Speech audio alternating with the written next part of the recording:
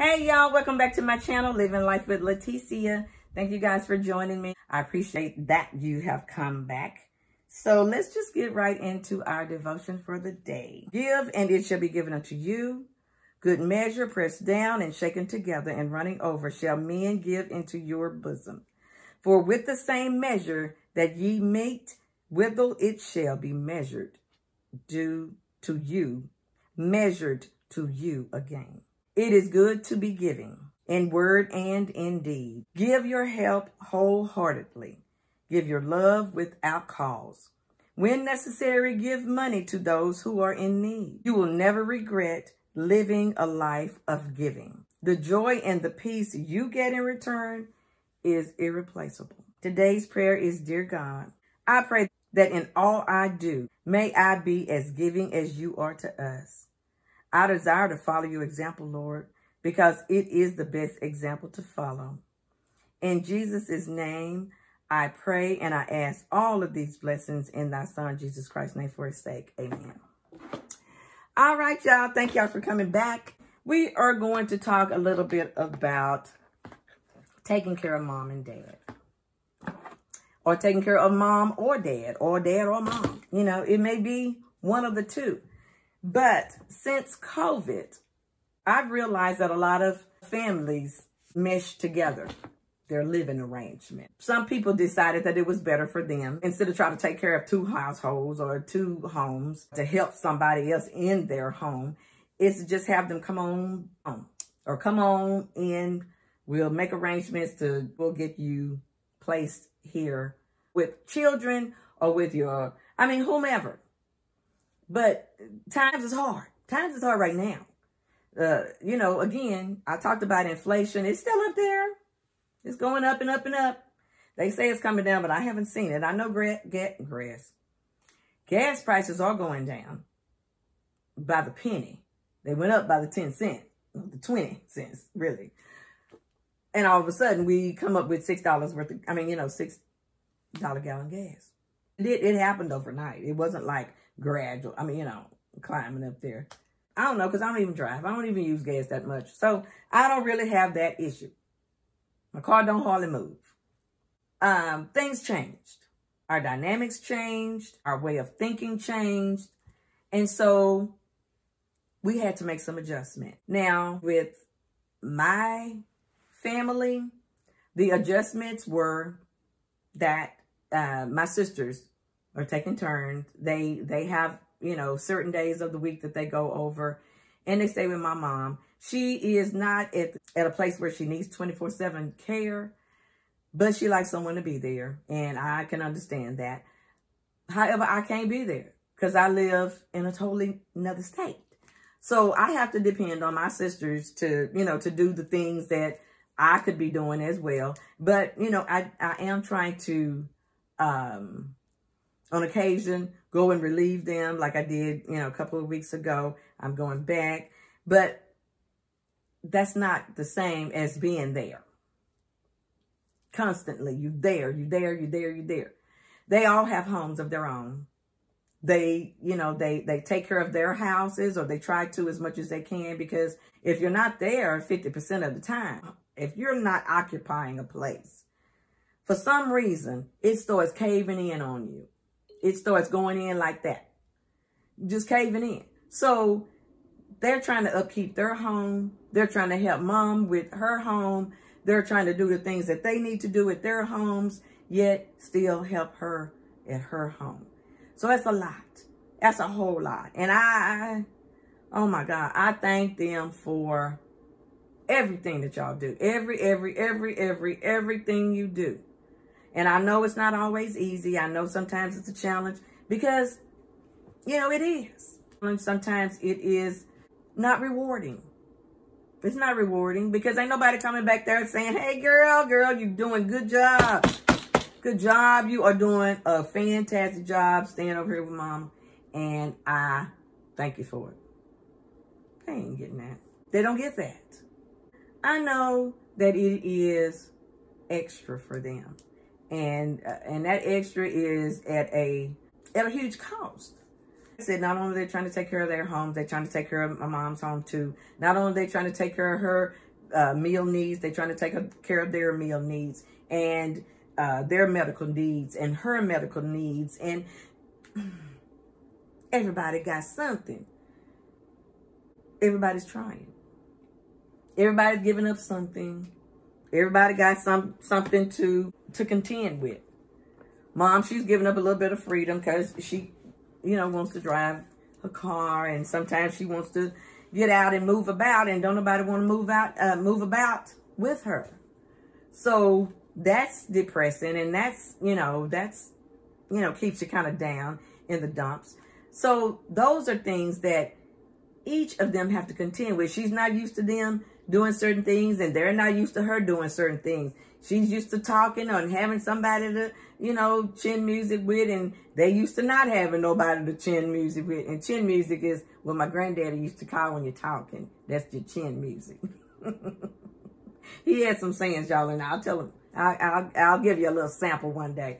That's just one of his sayings. But anyway, that was, she wants to play games. Nobody want to play no games. She wants to walk. Don't nobody. So,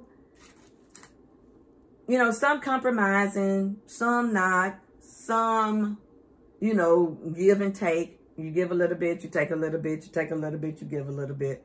And, it equals out. It's also stressful.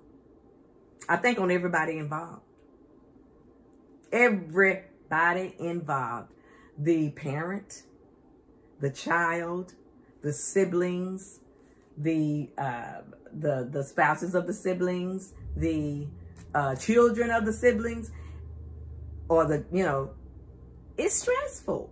It's stressful dealing with someone that, you may not get it right all the time. You may not even get it on the mark. But our parents have a high expectation of us, I believe, higher than what we have in ourselves. We don't expect a whole bunch. I expect for me to cook a meal, everybody eat it, and let's go to bed. But her expectations may be a little bit different. She may not want what I cooked or whatever. We're still trying to take care of mom and dad. Although it may be difficult, it may be hard, it may be all of that, all of the above. We have to take care of the elderly.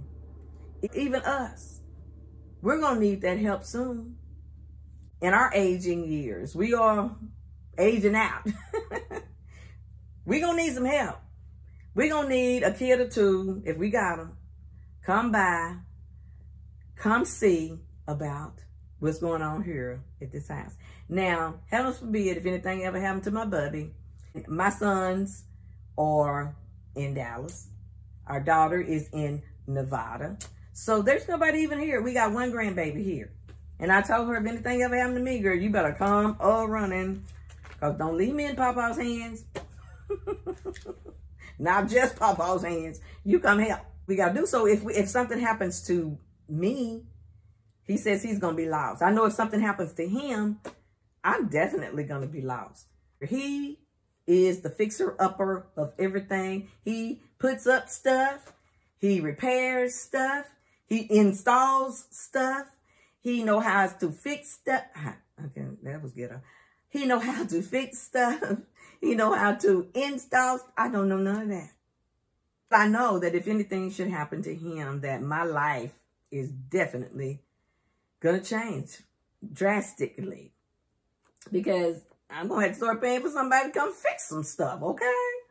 But I did tell him, whenever he gets to a point where he is tired of fixing on things and he wants to have peace and not have to worry about what he's going to do on the weekend, then we'll go find us a little condo, high-rise, and we'll just live off their land. We are involved in the taking care of my mom because she comes here and we've taken care of her here in my home. We've had to, make sure that she's had this, that, and the third, and everything was, good. So we made sure, we tried to. If we failed, then we just did. There was one time and I'm like, oh, Lord, I went outside. Because I figured let them handle whatever they is trying to handle. because they two adults and I'm not finna get in the middle of them. So everybody has spats, spits, and everything else, and it's okay, but just come out of it okay. Just shake hands and everybody, you know, go to their corners and you okay. So her and my bubby, I believe they're okay. I hope they are. But still trying to take care of her. From afar, we still lending, you know, our advice and the things that we can do. We may not make all of the right decisions for mom or dad. And again, I'm not just talking to me, I'm talking to everybody. I'm talking to my sisters. I'm talking to my, I had a cousin. She had to, you know, she was the caretaker of my aunt.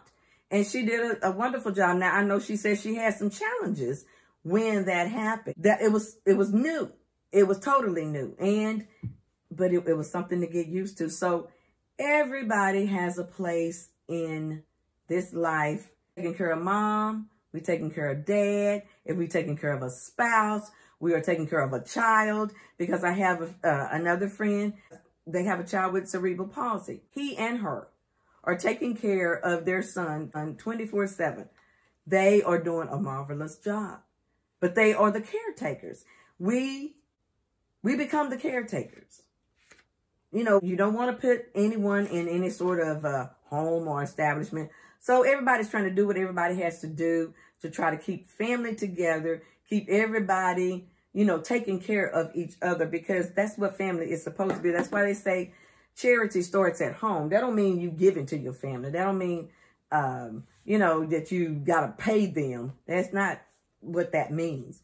Charity means you're giving. Your giving starts in your home. So if you giving love to everybody else except the person that you live with, or everybody except the person that's taking care of you, or you giving love to anybody else that's undeserving, that you could just show one kind thing to say to the person that is there with you. I love you. I'm glad you're here with me. I want to take care of you. I want us to get along together, because that's another thing too. We have to learn to get along with each other, because everybody ain't the easiest people to live with. I know I'm not. I'm not the easiest person to live with. I have my ups and my downs. I have a lot of, you know, days that I don't want to be bothered. I don't want you to ask me a whole bunch of questions. I don't want you to do too much talking. I just want to be left alone. And some days, everybody like that. It ain't nothing wrong with admitting that. You got to know when you like that, because that way you stay away from people. If you in one of them moods, go in your room. Close the door. Turn the TV on. Turn the lights out. Look at TV. Don't come out until you're in a better mood. Nobody want to deal with your attitudes. So I know when I'm in a bad mood. I can tell you, I'm not in a good mood. This ain't gonna be good if you push me there. But we all have to learn how to know ourselves, know what each other is capable of. You know, and when you have someone that is pretty much set in their ways, they're kind of picky, and they know what they want, they know what they like, they know how they want it, they know what they want, you know, it's all that. You know, we gotta, okay, mama. Okay, mama. I'm about to milk you, but okay, mama. And I know she be like, I'm about to talk you, but you better get it, sis. And so we all come together. We all have to learn to live with each other, learn to take care of each other, because when it all boils down to it, we don't have nobody else to take care of us. Who we got to take care of us? Nobody. Your spouse, your sisters, your brothers, your uncles, your aunt, your cousins, your children, your grandchildren, even some, you know, we got family. We better use them, because I don't want to be in one of them places where they, you know, got me sitting in a chair all day long. I don't want to be in a home that I can't even stand the smell of it. I want it to smell good because I want to put my little fragrances and stuff out. I want to have my candles going. You can't do that in no nursing home. I want to eat the food that is prepared for me in my own kitchen. I don't want to be in no nursing home eating the same food that he on a, what you call it, applesauce diet. I don't want no applesauce. I don't even like applesauce. I don't want no applesauce. Even though I may not live, I mean, you know, because time may come where I have to vacate this house and go live somewhere else. As long as I can take care of me, I'm good with that. And I can have me just a little one room, whatever. And I told him that we, you know, if that's where we go be, that's where we're going to be. We're going to be together, but we're going to be there. And I appreciate him for all the things that he do around the house. Now, he's been the handyman at my house, at my mom's house, at his mom's house, at, you know, at multiple homes. He's been able to go and fix and do and whatever else. And I know there's, like I said, it's going to be a time where he's going to get tired. And he's going to say, I don't want to lift another hammer or screwdriver or ratchet or, you know, one of them power tools or air tools that he got out there. He don't want to do that no more. So I understand. And it's going to be a time when I don't want to cook no more. So we going to try to find the meals that's on sale. And we may do some meals on wheel too. We'll see how they, you know, how they cooking up in there. Everybody has to do their part. And that means mom and dad too. Y'all got to be a little bit easier on your caretakers. They are doing their best. They are doing what they know how to do. And if they don't know how to do it, it's because you ain't showed them how and you ain't told them what to do. Or you didn't show them how you wanted it done. So if that's the case, take some time out. Let them understand what you want. Let them be able to give you what you want and know what you want. Because it's nothing like giving somebody something that they don't want. And then receiving it and not wanting it. I don't want this. Because so then you're going to be rude. It's going to be the rudeness. But if you tell them what you want, be specific in those things that you want them to do. If it's clean my room, if it's make sure that, you know, I have my breakfast, lunch, and dinner ready for me at 10, 2, and 12, or 10, 12, and 2, whatever times it is. But those are the things that people need to know. Those are the things that keep the frustration level down on both ends. Everybody needs to know what they're expected to do, and everybody can do it accordingly, but you got to let them know. And then the caretakers, calm down. Breathe. Ask the Lord to be your guide. Because it's hard taking care of somebody, anybody. It's hard taking care of babies. And I know, and they can't even talk. So I know it's hard taking care of an adult. All we got to do is pray. On both sides. Caretaker, caregiver, receiver of the caregivers, receiver of the caretakers. Everybody praying together. Everybody living the best life you can lead. Or the best life you can live. I'm about living your best life. And living my best life does not mean that I want to be frustrated by little small things. I want to enjoy the small as well as the big. I don't want to go back in mad about something or I'm sad about not being where I want to be.